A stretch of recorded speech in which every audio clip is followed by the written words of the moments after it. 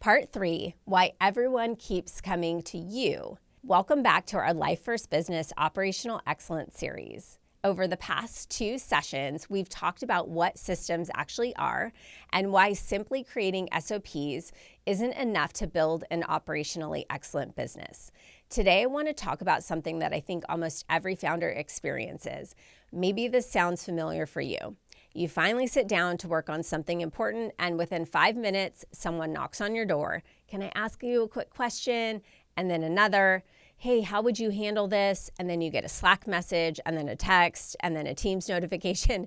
And before you know it, you spent the entire day answering questions and responding to urgent issues instead of making game-changing visionary moves for the business. Most founders assume this is just part of leadership. I don't. I believe it's a symptom.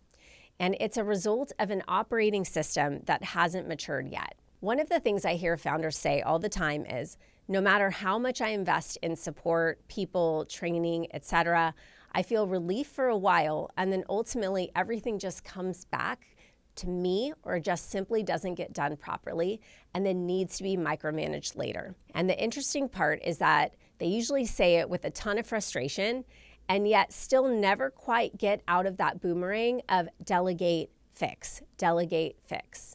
On one hand, it does feel good to be needed. It makes you feel valuable, but eventually it becomes exhausting because you realize your business can only move at the speed that you're available to answer questions. I know this because I built that business.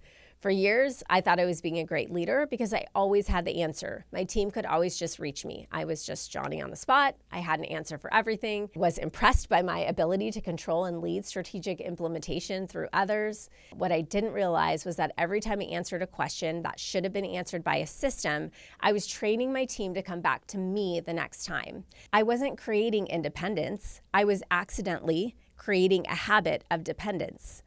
That was a hard lesson for me to learn because it forced me to realize I wasn't just solving today's problem, I was actually reinforcing tomorrow's behavior.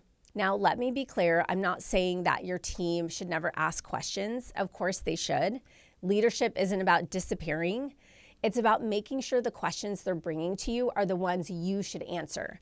Your team should need you for vision, coaching, and difficult decisions, not because no one knows how to refund a patient or handle a schedule change or respond to some objection, right? That is not leadership. That is missing infrastructure. One exercise I love doing with founders is asking them to keep a running list for a week. Every time someone asks you a question, write it down. Don't answer it differently, just track it. By the end of the week, look at the list. You'll probably notice that the same 10 or 15 questions keep showing up. Those questions are your roadmap. Every recurring question is pointing back to a system that either doesn't exist, isn't documented, isn't being trained on, or isn't being reinforced. So instead of getting frustrated with your team for asking, get curious about why they have to ask, because that's where operational excellence begins. It's easy to blame people. It's much harder and much more productive, to be honest, to slow down and improve the operating system they work inside of. That's one of the biggest mindset changes that I had to make as a founder. When the same problem kept happening, I stopped asking, why can't they figure this out? And I started asking, what about our system made this the most likely outcome? That single question changed the way I led. And honestly, it changed my quality of life too. Because as the systems became stronger, my team became stronger. And I didn't have to hire different people. I needed to build an operating system that finally gave good people the clarity they needed to succeed. Next week, we're going to build on this idea by talking about the handful of systems that matter the most. Because if you're trying to document everything at once, you're never going to finish.